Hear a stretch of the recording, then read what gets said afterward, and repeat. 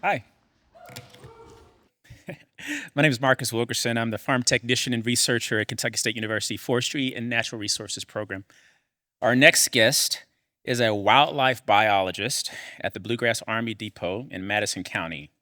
He works for the National Bobwhite and Grassland Initiative Foundation in partnership with Bluegrass Army Depot and KDFWR. He has a history of working with early successional species and communities. In his academic career, he conducted research with bobwhite, quail, and ruffed grouse. In his professional career, he managed 16 nature preserves across the Bluegrass region and the Office of Kentucky Nature Preserves before stepping into his current position. Please help me welcome Mr. Dylan Abner.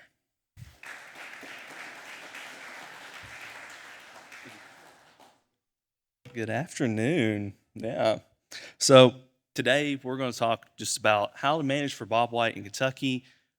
Maybe you have a grassland on your property, maybe you have a remnant, and then how can you relate what we don't talk about today to your own neck of the woods?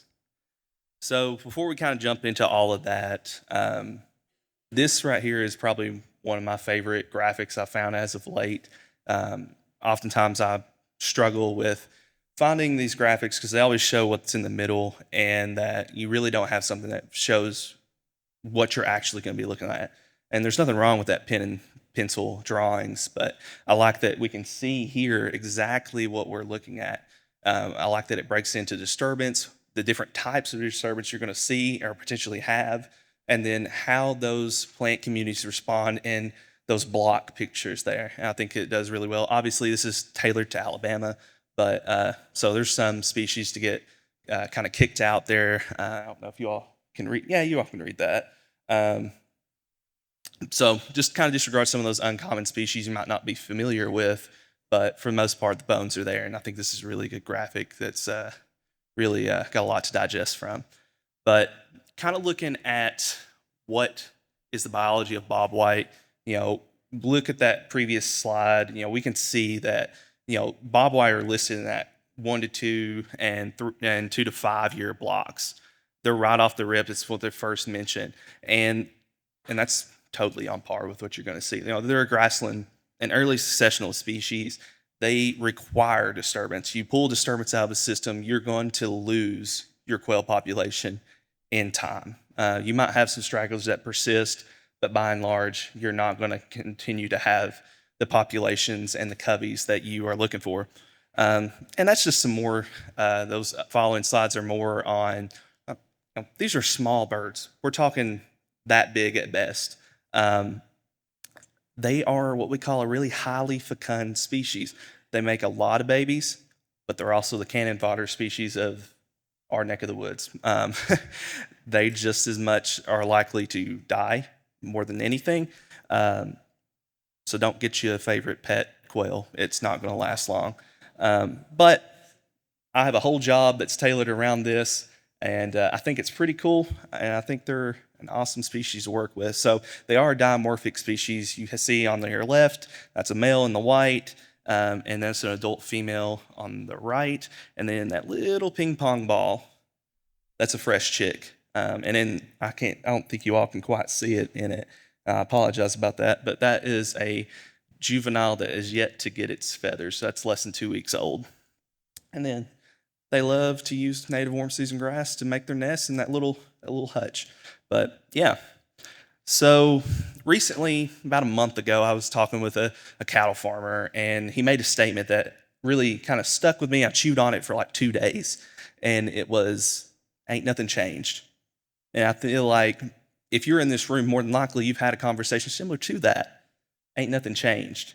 But, well, why are we not seeing the populations that we are seeing at the very left of that graph there in the 1960s? And for that graph, your bobwhite is in the blue and your grasshopper sparrow's in the red.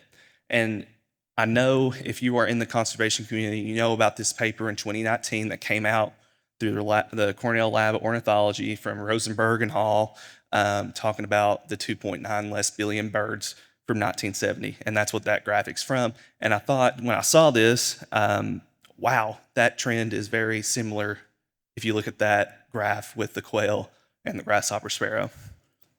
But more importantly, what I deem personally as a common species being meadowlark, something, 5 years ago, 6 years ago, I really wasn't thinking about the fact that, man, there's just not meadowlarks in the landscape like there used to be. And in terms of scale, there's not. But you compare that to something like a population of bobwhite, they're in abundance in comparison. But if you look at these two graphs here, B and C and D, they say the same thing, just different ways to digest it. And more specifically, I want you to look in at that there.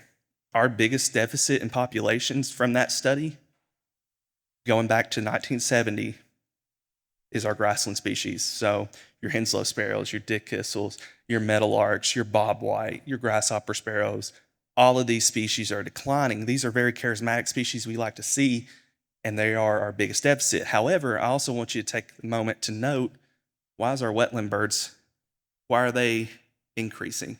We can do it. There's a lot of litigation and measures for conservation that have shown that, but this should be a sign that we can turn the tide in what we're seeing here, but ain't nothing changed. It's the mindset, and I struggle with it myself to think, it's about the same as what it was. My home farm hasn't changed how it's been done since, at least the 70s. It looks the same as it did when I was a kid, and it does now, but ain't nothing changed. So recently, Cornell Lab at Ornithology and the organization in support for the Act for Grasslands that's currently, I think it's either in the House or the Senate, put this graphic out. So this is grasslands in 92. It's a pretty recent time frame in comparison to oftentimes what we look for population trends. Well, what's it look like in 21? We have lost nearly, over half of what we have. It's astronomical. And when I saw this graph, I just kind of sat back in my chair somewhat in defeat of how have we been able to do this. And this even goes as far as showing pasture grounds, hay grounds, and I don't know if you all can see it, but if you go and look around Nashville there, look at that. You can see, I don't know if you all can see it, you can see the footprint of Louisville. A lot has changed. And from this study, they talked about the central part, so around Oklahoma City. The middle part of the country is losing about 2 million acres a year. That's annually. And it's only over 3 decades, not even technically, it's 29 years. What will this look like in 3 more decades? I don't want to be the doom and gloom guy, but if we look at this, we're losing ground and we're losing it fast for our grassland species. So the first thing I did after seeing that graph is I was like, man, there has to be some reason for this. And I just typed in grasslands into Google and hit search. And this is the Britannica definition and the 2 images that pop up with it. And I, for a general definition, sure, but I don't really agree with that. I think it oversimplifies it, and we lose some of the most valuable pieces of information that makes a grassland a grassland. We're talking about one of our most biodiverse ecosystems, and we talk about it with this Britannica definition. So if you work for Britannica, I'm sorry, I'm going to rag on you for a minute. We aren't talking about a basic monoculture here. We're talking, and this is at the Army Depot where I work. This isn't a pie in the sky perfect grassland, but I have worked in really high quality systems, and this is up there. And again, it's not because I work there, but this is more reminiscent of what you're going to see across the landscape. This is more reminiscent of what was here 200 years ago, 300 years ago. Take out a whole heck of a lot of cedars that are present in the background, but look at what you see here. We're looking at dozens of species in these 2 images alone. And this is the difference of me facing you, taking a picture on the left and turning around and taking the picture on the right. That is the same system there. No different. Maybe I walked 5 feet. And I mean that quite literally. So we go from a short grass setting all the way over, to a tall grass setting. Very diverse type of habitat.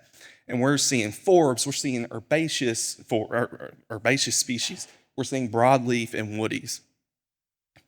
But if we go back to that definition, that Britannica, It's nearly continuous grasslands.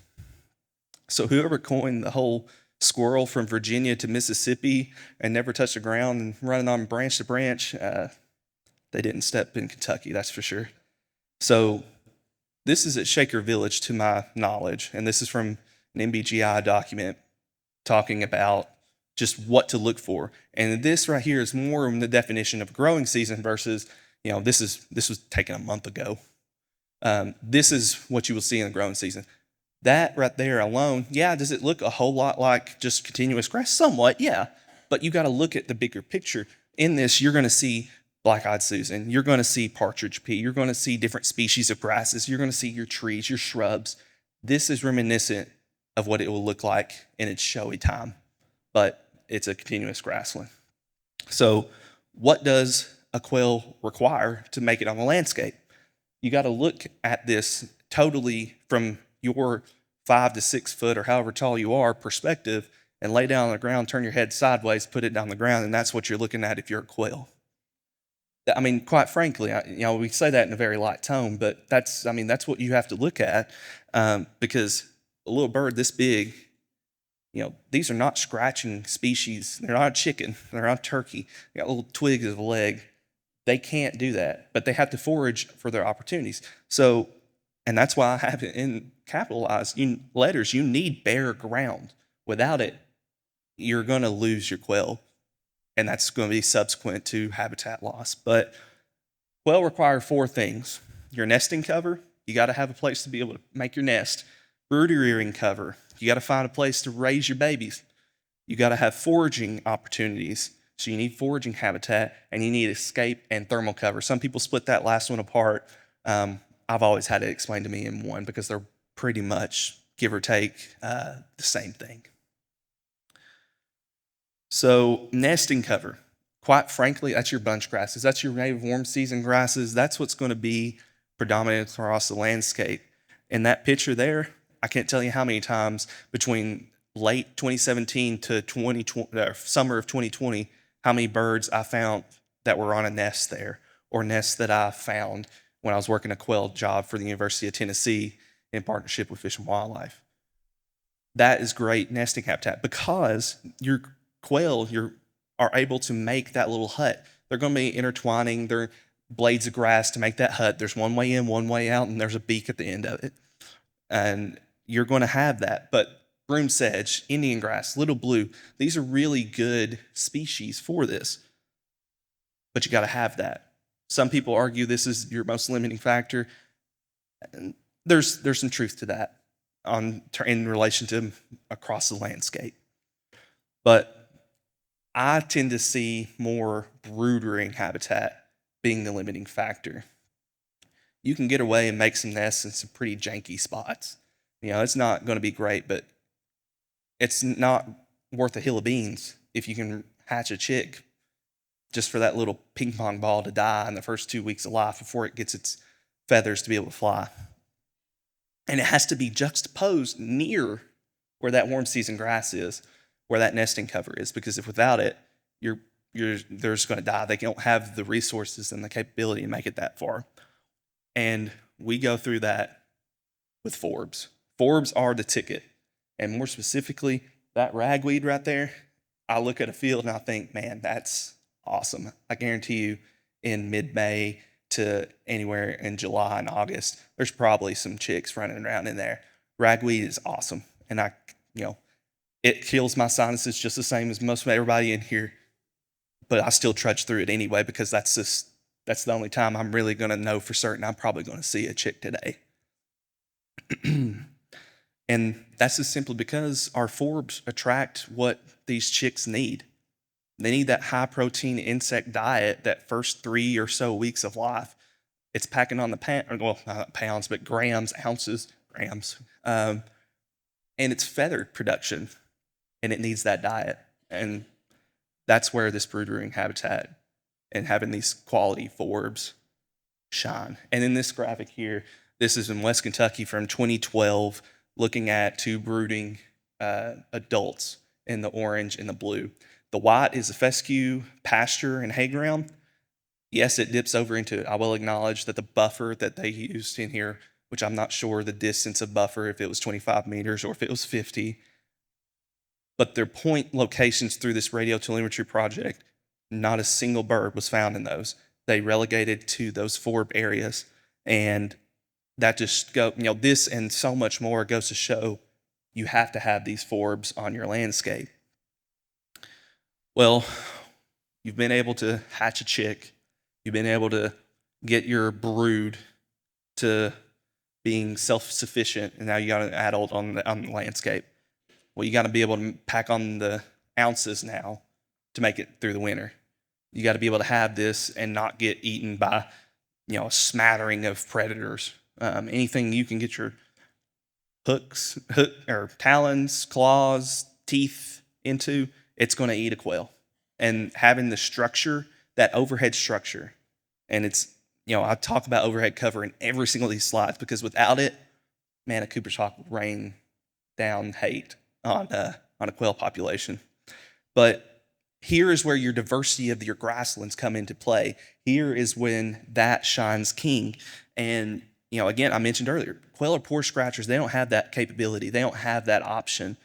So they've got to be able to forage on grains, seeds, and insects. Without it, they're not going to be it. And your fescue, your Kentucky 31, your bluegrass, nah, that ain't it.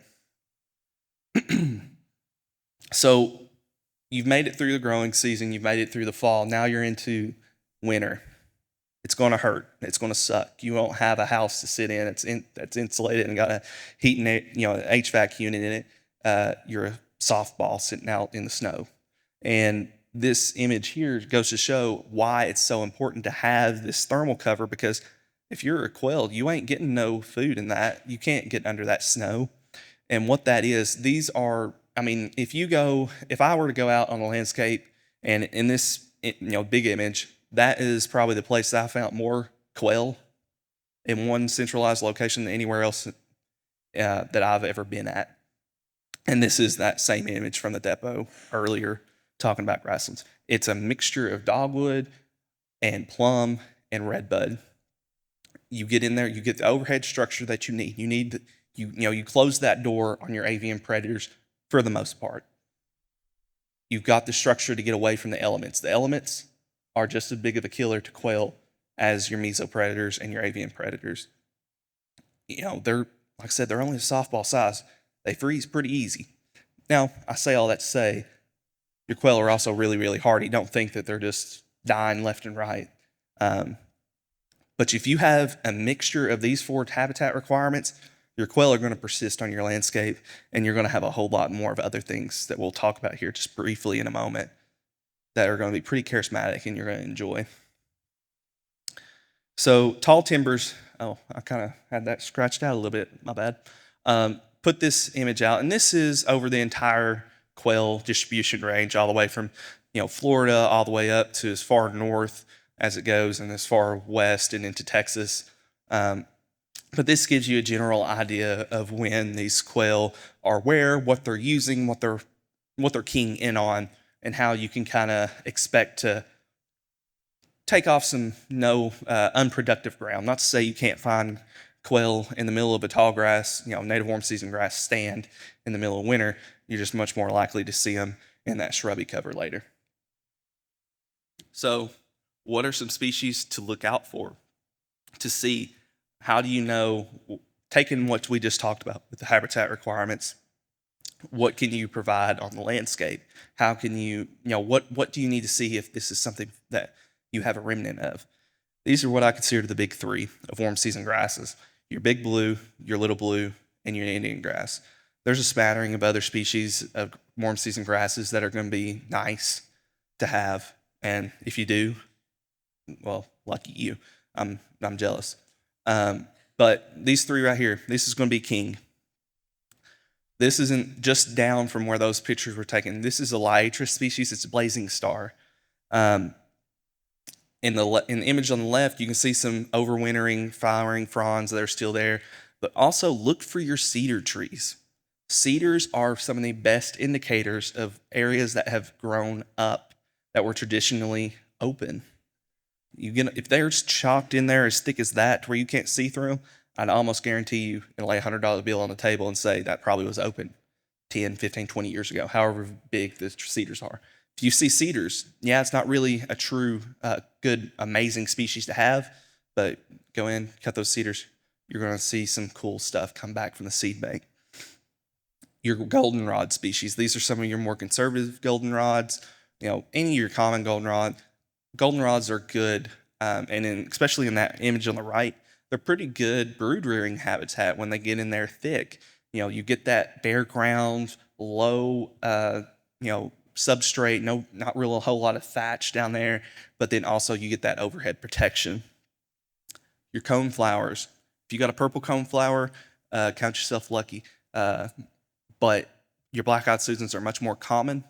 Not to say you can't get some purple cone flowers not planted, but seeing your cone flowers, and if you look in that image there on the right with the black-eyed Susans, that's a production stand. That's definitely planted. But just look at the structure of how it interlaces, and you can see some of the ground in there. Your milkweed. Your milkweeds are awesome forbs to have out on the landscape.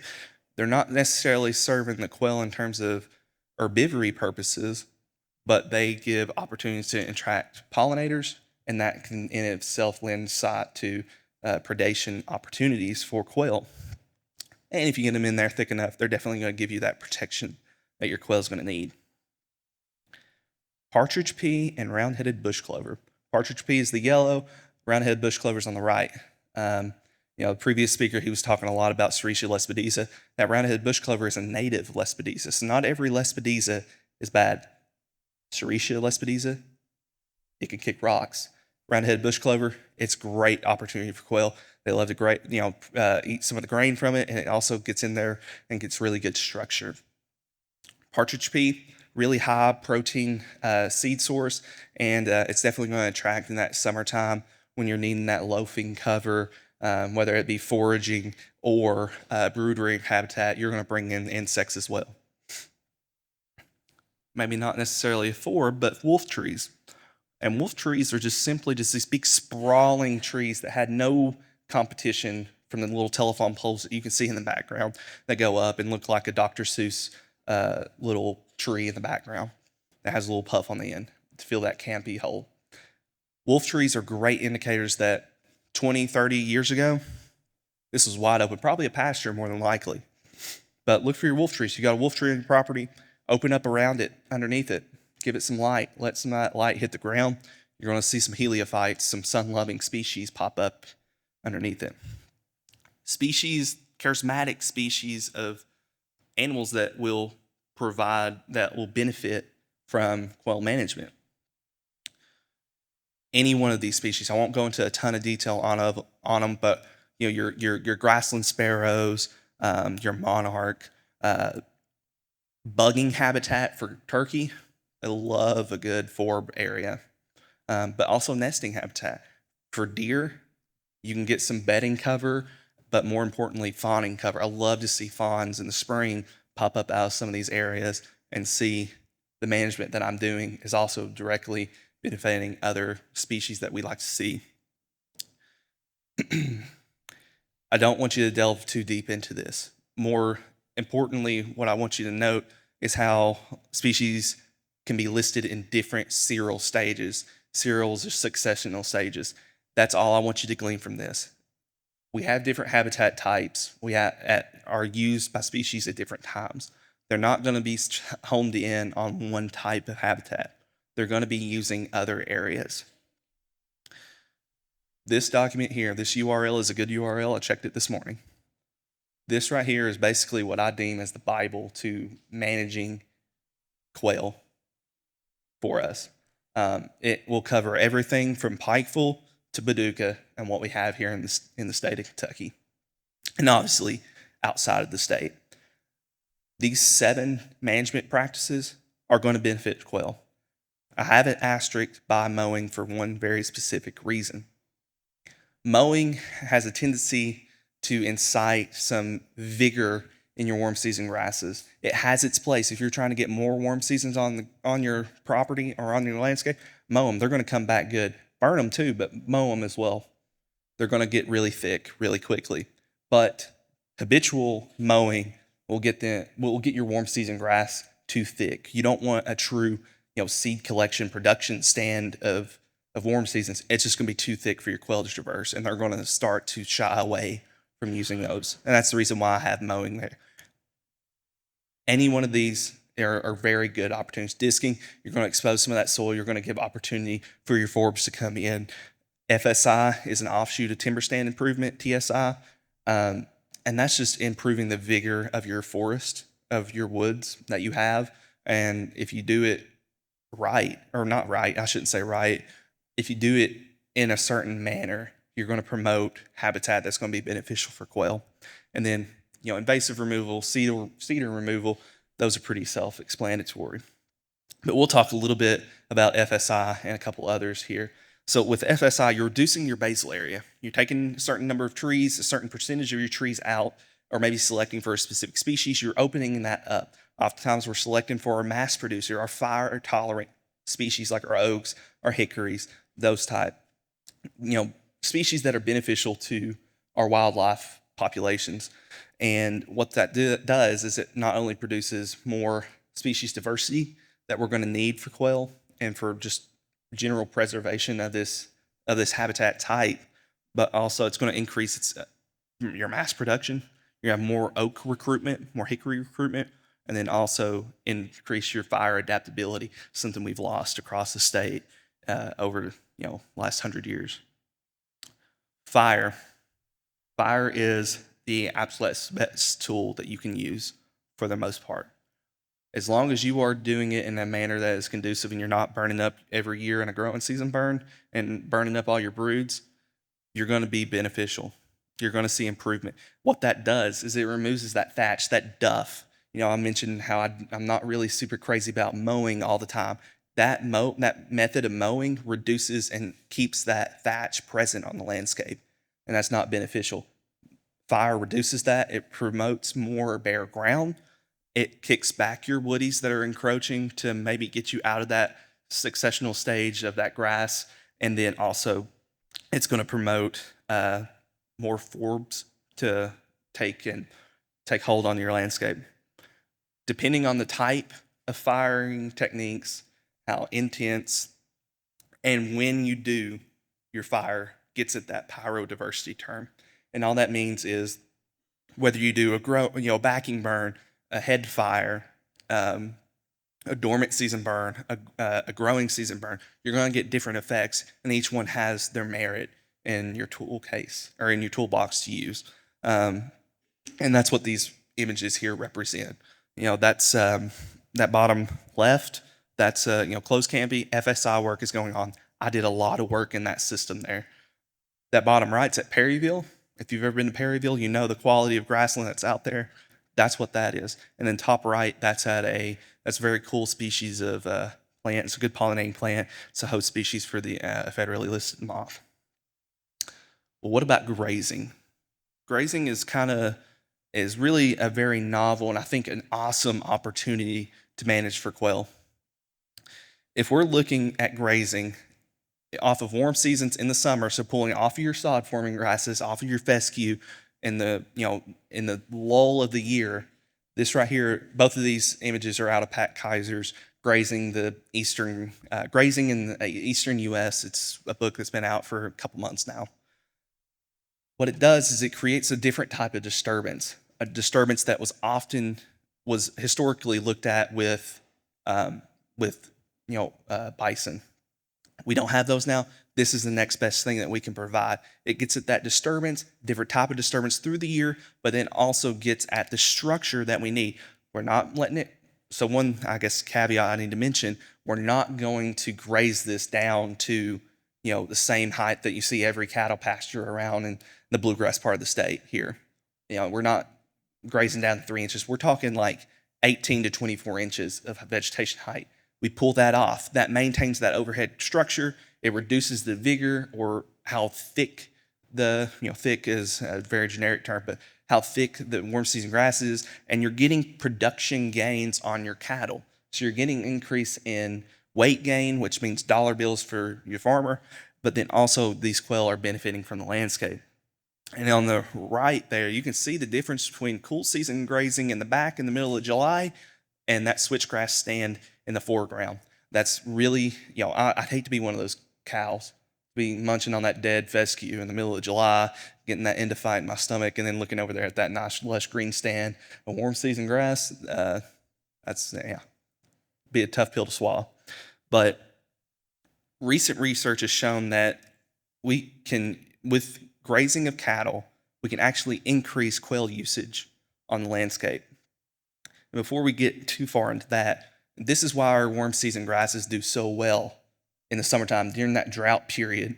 That cool season grass does not have that depth of soil structure that warm season grass does. It's able to reach down deep, get in there, get the nutrients, get the water that it needs, and it can keep on trucking when our cool seasons are definitely falling back in the summer. And I'll raise my hand and say I have fed hay in August before, and that right there, I'll tell you, sucks.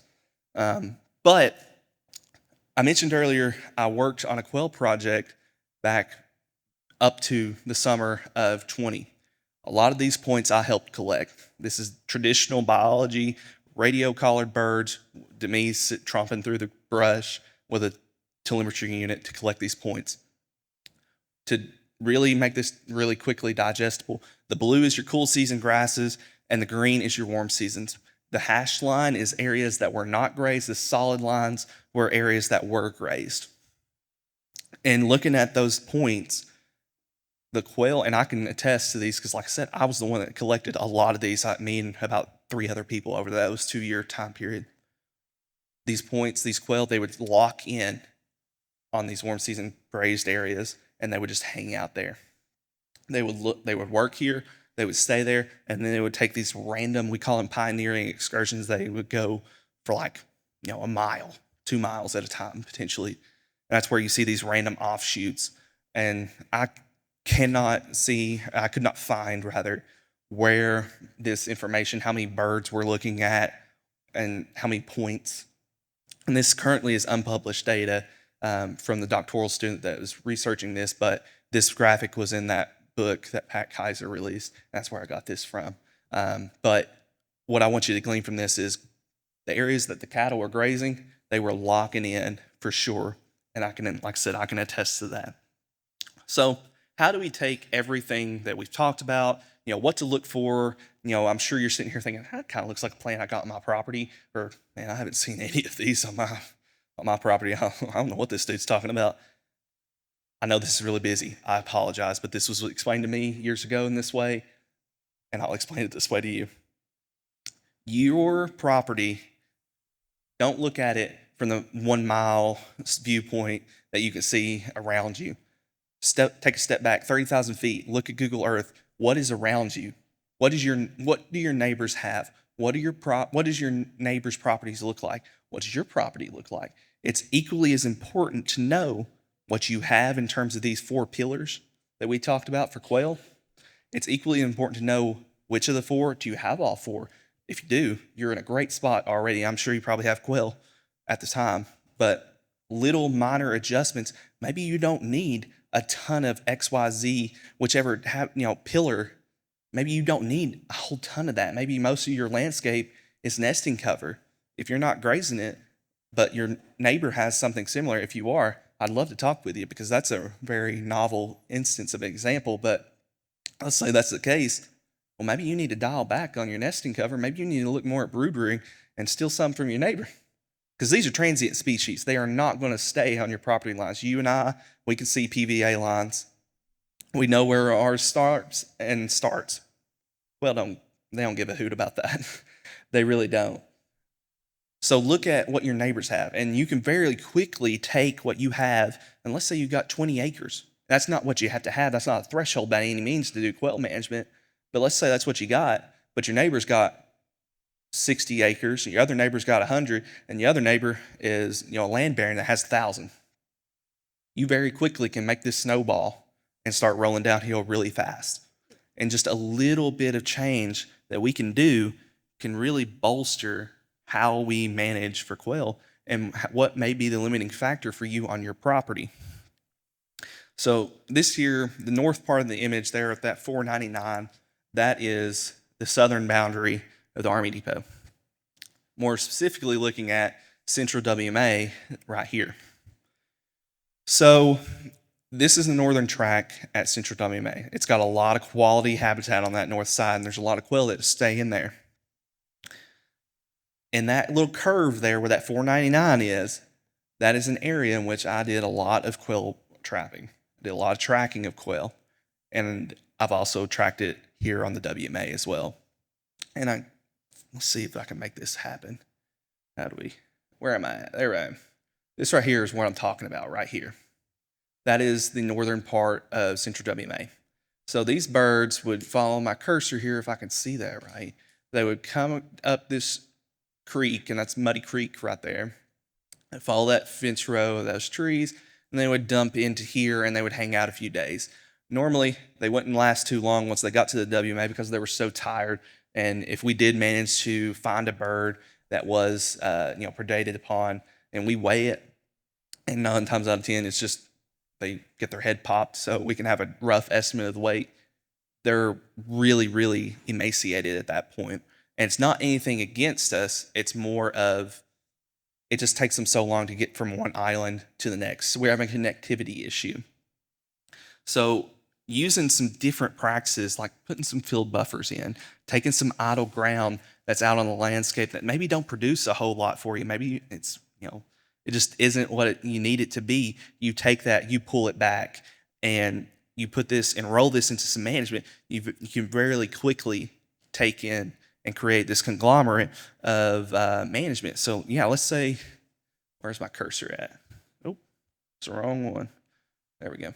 Well, let's say this is the property you manage. Well, if you look over here and let's say this tree lot right here and this tree lot here are quality habitat for quail, how are you going to get the quail that are using here to here to here? That's where you got to work with your neighbor. And if we can make this happen, we can really turn the tide in how you get quail on your landscape, but also more as a whole of management for the state of Kentucky. So at this time, does anybody got any questions for me?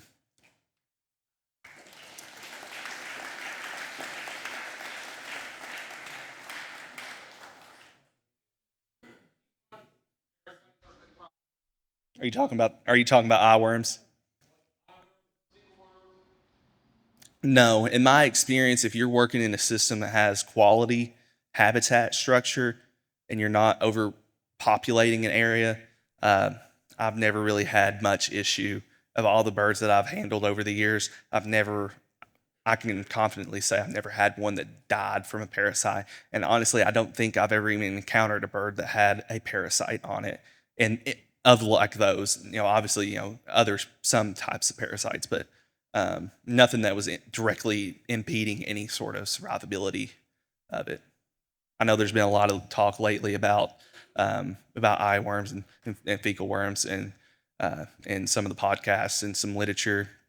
And I'm kind of still out on where I stand on those, but I definitely could see that in a game farm setting where the numbers are stacked in and are pen raised birds. I definitely could see that being a potential factor to take into account. Is there a question up here?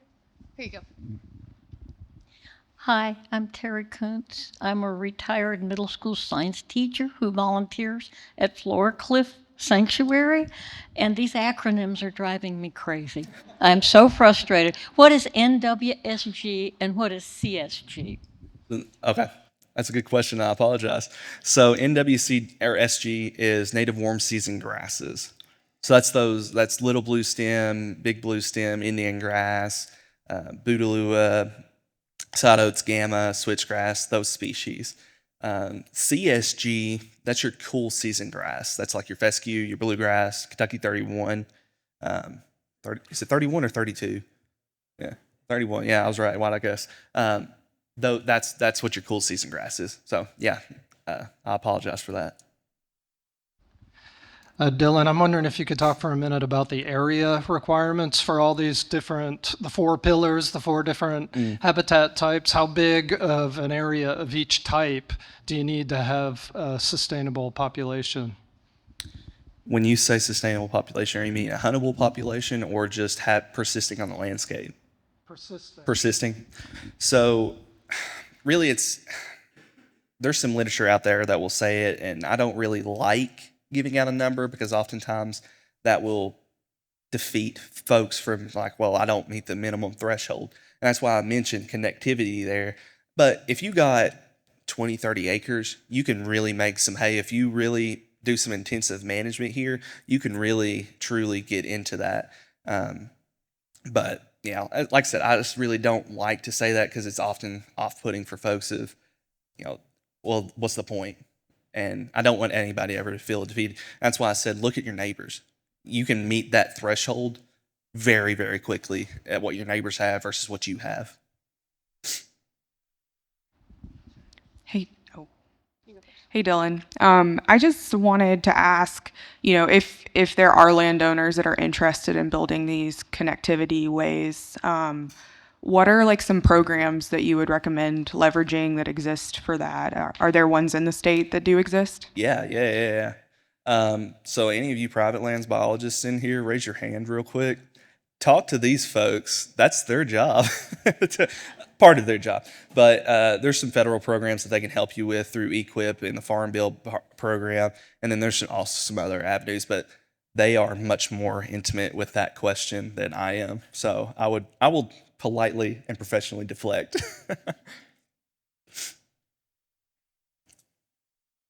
I had a question about, I was hoping you can speak more on the management practices for managing for quail. We talked specifically mowing, and while it's like a great management practice, how the timing of that is crucial. We often deal with a lot of landowners that have really good habitat, but their farms like under contract for haying, but it's there are grassland birds persisting there. There might be quail persisting there, and how the timing of haying or mowing those fields is crucial to the sustainability of those species there.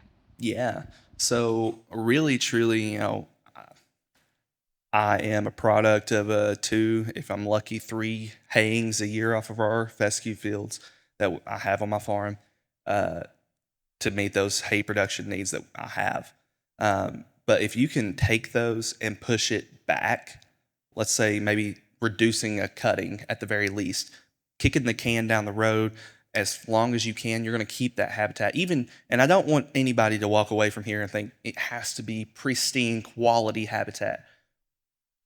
If I could get a smattering of marginal habitat across the landscape is much better than one island of quality habitat. So to get at your question, Maddie, with mowing, you can get some of that marginal habitat persist much longer, get through that nesting phase, get through that brood rearing phase, kick it to when these adults are able to traverse. And like I said, these are transient species. They don't know PVA lines. They can move around and find some habitat elsewhere, and you can still get at that mowing. But like I said, it's also more of, and I guess my explanation is much more along with habitual bush hogging than hay production per se. But again, your hay doesn't get at that kind of that thatch accumulation in the same way. But yeah, kicking it down to one less mowing, it would be a great start.